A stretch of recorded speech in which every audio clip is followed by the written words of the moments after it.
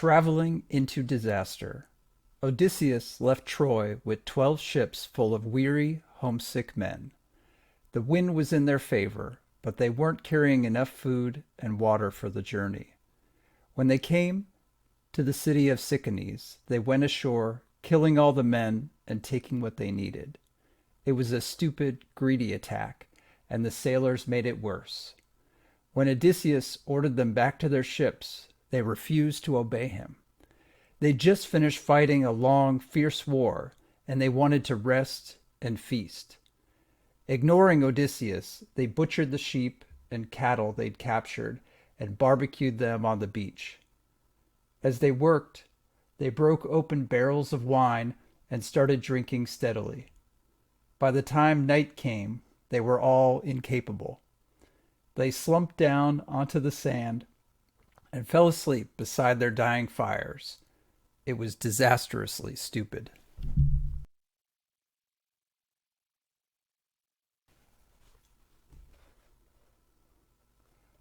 While they slept, the Sychanes were creeping around in the hills, gathering reinforcements.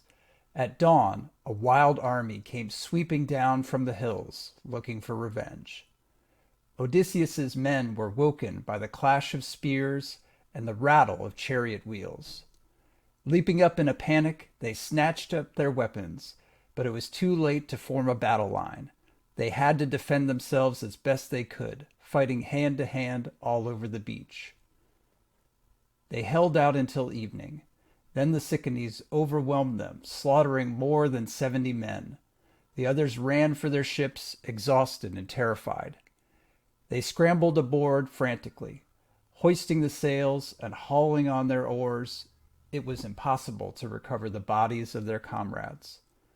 All they could do was call out a sad goodbye as they left them behind on the beach. As there was no chance to rest once they were out at sea, as soon as the land disappeared, a great storm hit them, blackening the sky and ripping their sails to pieces. Raging winds blew them off course, driving them out, past Cythera into the river of ocean beyond. For 9 days the storm howled around them without stopping. There was nowhere to land. Dense cloud hid the sun in the daytime and the stars at night, and even Odysseus couldn't figure out where they were.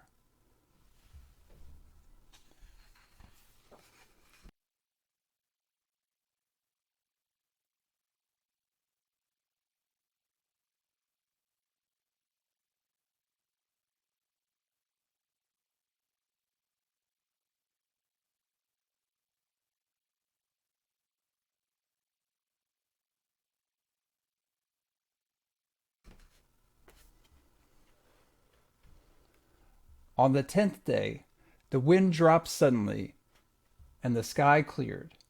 They found themselves sailing beside a strange and beautiful shore in thick vegetation. It looked completely uninhabited. "Drop anchor here," Odysseus called across the water.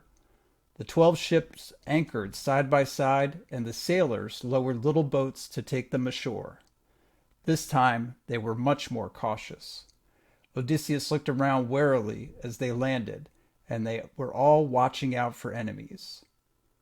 But nothing moved except the leaves rustling in the breeze. By now they were desperately short of food and water, but this time Odysseus didn't send them inland. He kept most of the men down on the beach to guard the boats.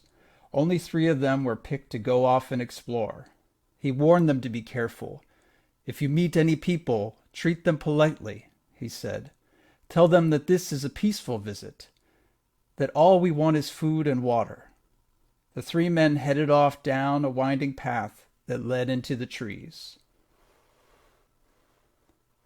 The others were left behind to keep watch, and they settled down beside the boats, alert for any sign of danger. All they could do was wait, and wait, and wait. The sun rose high in the sky, driving them almost mad with thirst, but Odysseus wouldn't let them leave the beach. They had to endure the full heat of the day, and they were still there at sunset, when the light began to grow dim. Where were the 3 men who had gone exploring?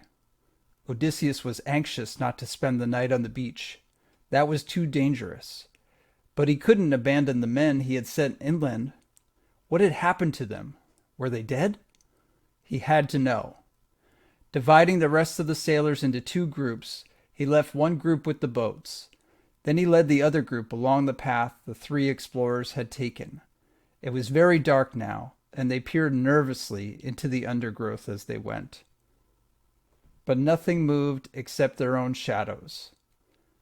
In less than 10 minutes they came to a clearing surrounded by tall trees tangled with vines.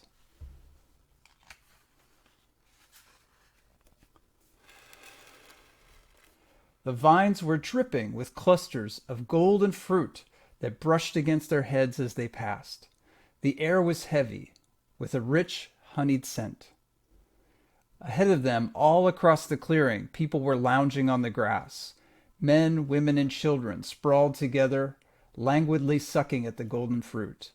And in the very center of their group, their hands full of fruit and their faces distant and entranced, were the 3 lost men Odysseus had come to find. "What are you doing?" he shouted at them. "Why are you idling here while the rest of us are waiting on the beach? We need to take on food and water and set sail for Ithaca." The 3 men looked up with stupid, vacant smiles. "Why should we struggle on?" one of them murmured. "What is Ithaca? Only a barren rock in a wide sea." "It's where your wives and families live," Odysseus said fiercely. The empty smiles didn't change.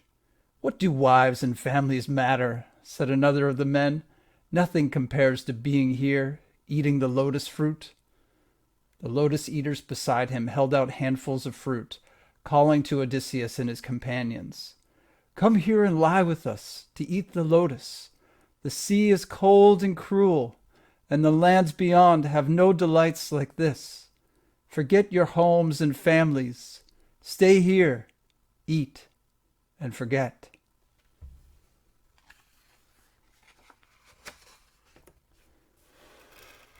Odysseus saw the man next to him take a step forward into the clearing. Some of the others were wavering, staring at the lotus fruit. Unless he acted quickly, they would give in to their curiosity and taste it. Then he would lose them all. He lowered his voice and began whispering orders quickly. "We have to get our commanders back to the ship.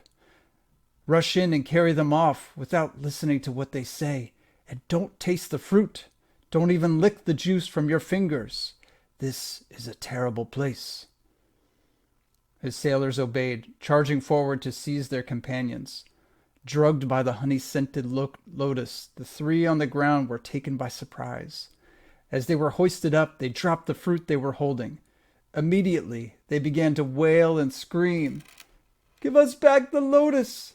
How can we live without it? Put us down! This is the only home we need! Leave us here!" Their cries were useless. Odysseus had them carried down to the boats and tied up tightly to stop them from rushing straight back to the lotus eaters. He had no intention of setting them free until the effect of the fruit had worn off.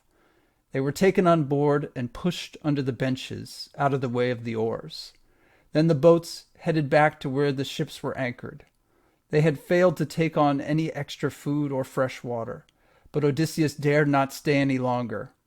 If the rest of his men decided to taste the lotus fruit, none of them would ever reach home. So they left the beautiful, treacherous land of the lotus eaters and headed out again into the open sea. As night fell, a thick fog came down over the sea. Within half an hour, the ships were moving in total darkness. There were no stars to guide them.